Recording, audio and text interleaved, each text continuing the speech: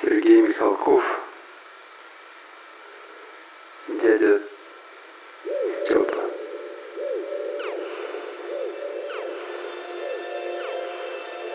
В доме 8/1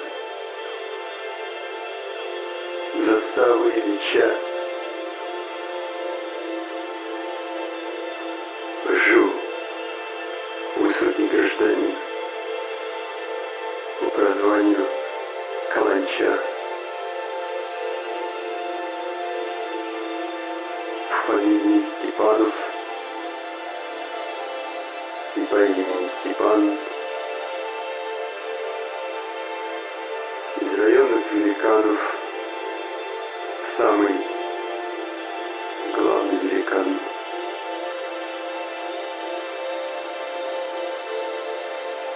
Уважали дядю Степу за такую высоту. Шел с работы дядя Степа. Видно было за версту.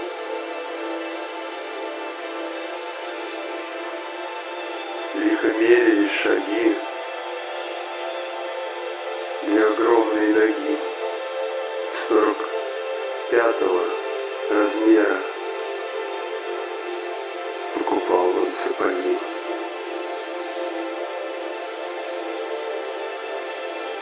Он разыскивал на рынке величайшие ботинки. Он разыскивал штаны небывалой ширины. Купит с горем пополам, повернется к зеркалам.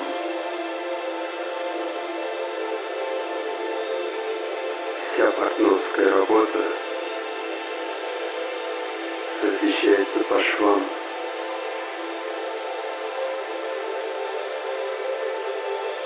Он через любой забор с мостовой глядел во двор.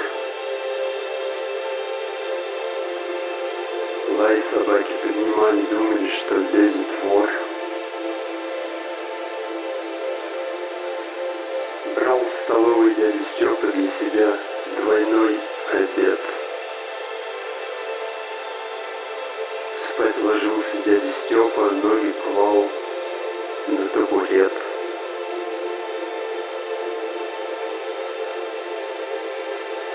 Сидя книги брал со шкафа. И не раз ему в кино говорили: сядьте на пол. Вам, товарищ, все равно.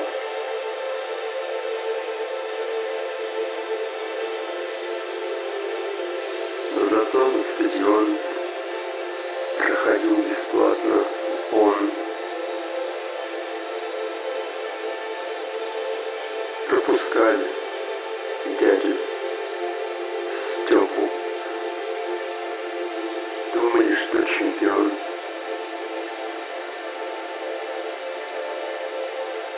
От ворот и до ворот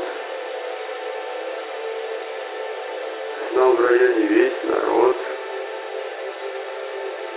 где работает Степанов,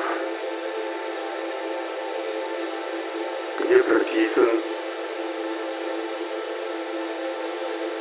как живет.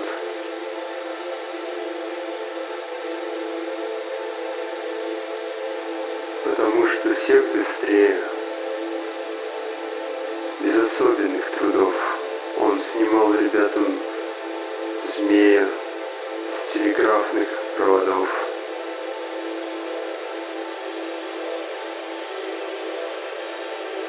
И того, кто ростом мал, на параде поднимал.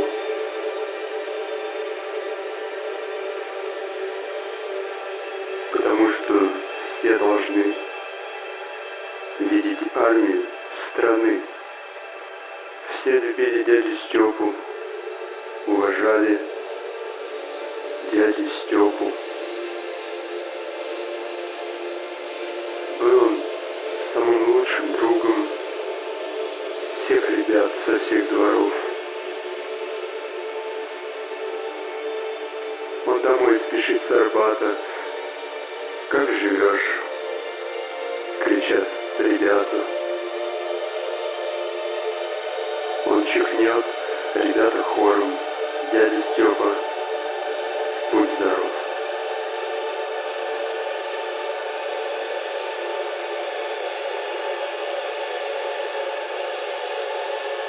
Дядя Степа утром рано быстро вскакивал с дивана, окна настежь открывал, душ холодный принимал, чистить зубы дядя Степа никогда не забывал.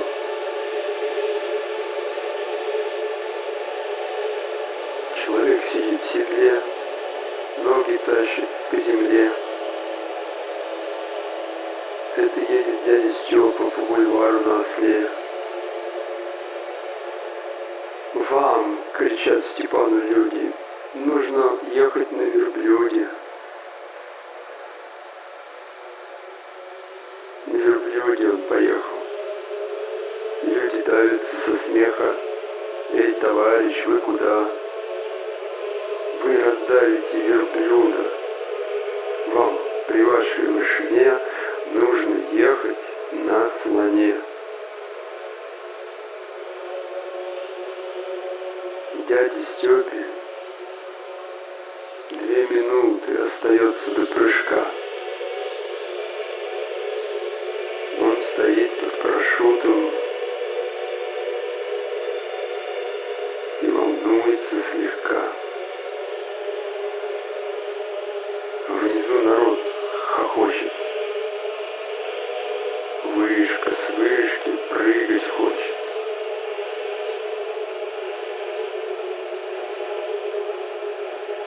В тир под низенький навес дядя Степа еле влез. «Разрешите обратиться? Я за выстрелы плачу. В этот шар, в эту птицу я прицелиться хочу». Оглядев с тревогой тир,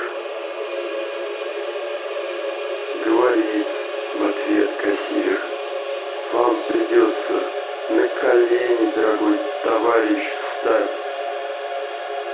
Вы же можете мишени с ружья рукой достать».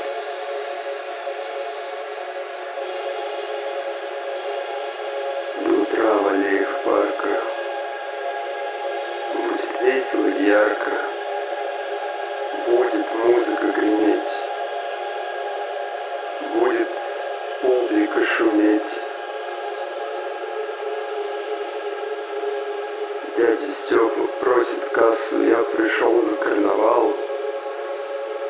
Дайте мне такую маску, чтоб никто не узнавал».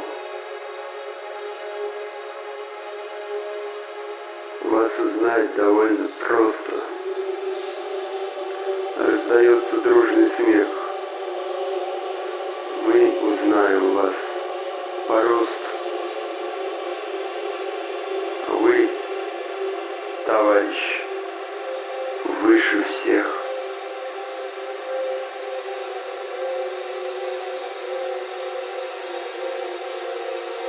Что случилось? Что за крик?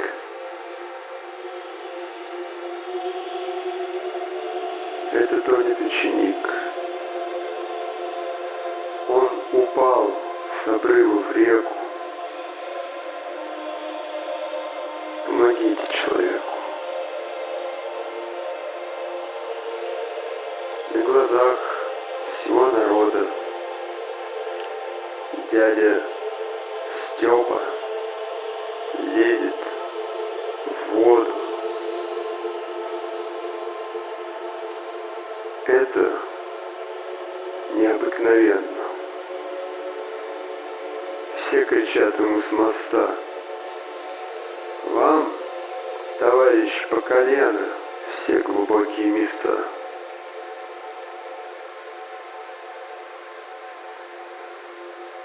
жив, здоров и невредим, мальчик Вася Бородин. Дядя Степа в этот раз утопающего спас.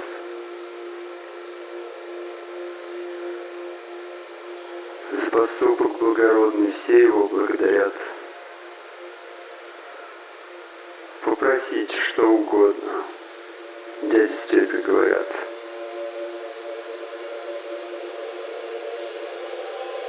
Мне не нужно ничего.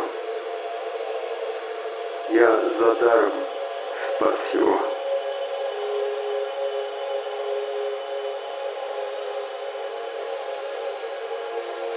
Паровоз летит, гудит.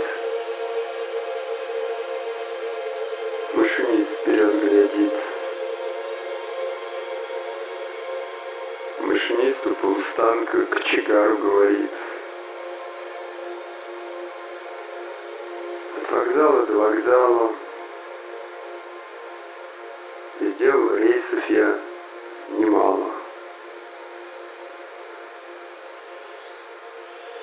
Но готов идти на спор, это новый семафор. Подъезжает к семафору, что такое за обман? Никакого семафора, у пути стоит Степан. Он стоит и говорит: здесь дождями путь размыт. Я нарочно поднял руку, показать, что путь закрыт.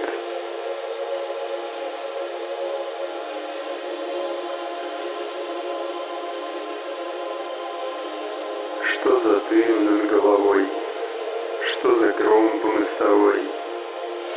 Дом пылает за углом, 100 зевак стоят кругом. Ставит лестницы команда, от огня спасает дом. Весь чердак уже в огне, бьются голуби в окне. На дворе в толпе ребят дяди Степе говорят: неужели вместе с домом наши голуби сгорят?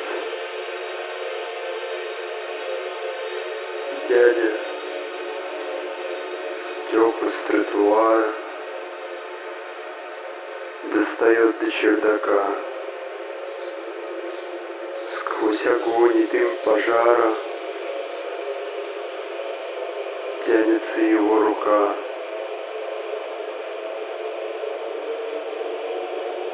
Он окошко открывает. Из окошка вылетают 18 голубей, а за ними воробей. Все Степану благодарны.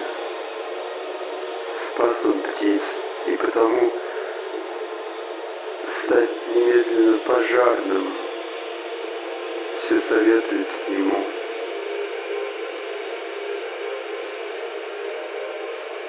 Но пожарникам в ответ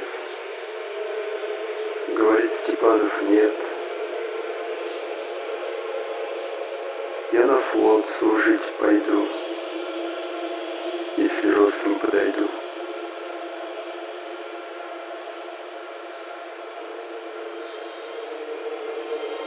В коридоре смех и шепот, в коридоре гул речей. В кабинете дядя Степа на осмотре у врачей.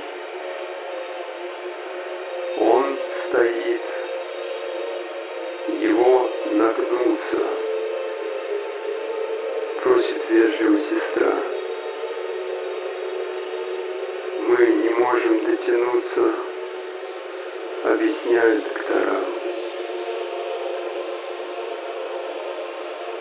Все от зрения до слуха мы исследуем у вас. Хорошо ли слышит ухо? Далеко ли видит глаз? Дядю Степу осмотрели, проводили на весы и сказали: в этом теле сердце бьется, как часы. Рост велик, но ничего, примем в армию его. Но вы в танкисты не годитесь, в танки вы не поместитесь, и в пехоту не годны, из окопа вы видны. С вашим ростом в самолете неудобно быть в полете. Ноги будут уставать. Вам их некуда девать. Для таких, как вы, людей, не бывает лошадей. А на флоте вы нужны. Послужите для страны.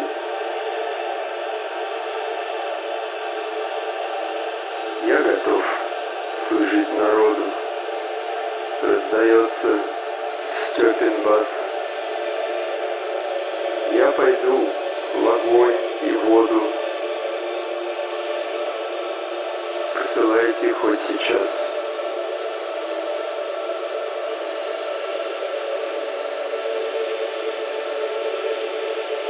Вот. Прошли зима и лето. И опять пришла зима. Дядя Степа, как ты? Где ты? Нету с моря нам ответа. Ни открытки, ни письма.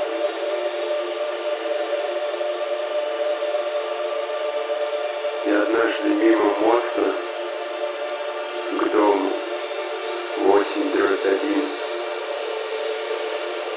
дяди Степиного роста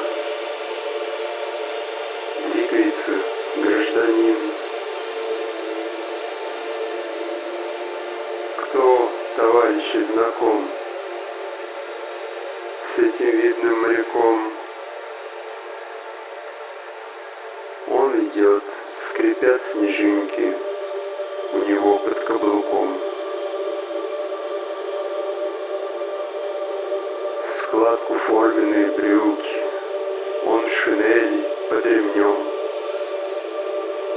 В шерстяных перчатках руки, якоря блестят на нем. Вот моряк подходит к дому, с тем ребятам незнакомый. И ребята тут ему говорят: а вы кому? Дядя Степа обернулся, поднял руку к козырьку.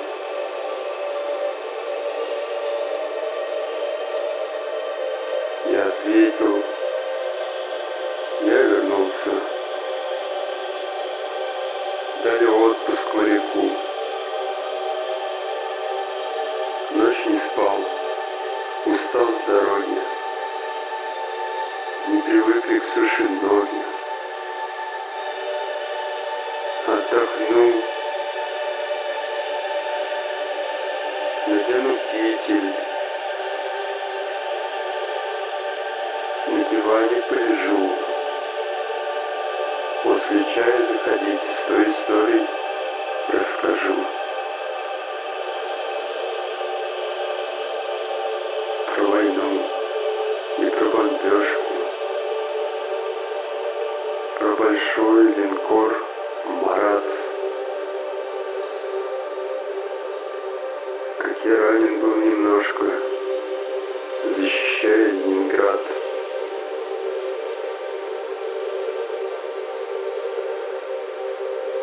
И теперь гордые ребята, пионеры октябрята, что знакомы с дядей Степой, настоящим моряком.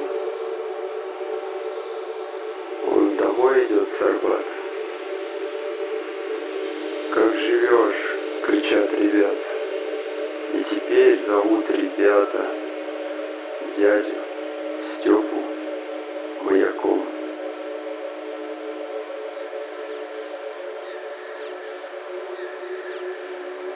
Конец.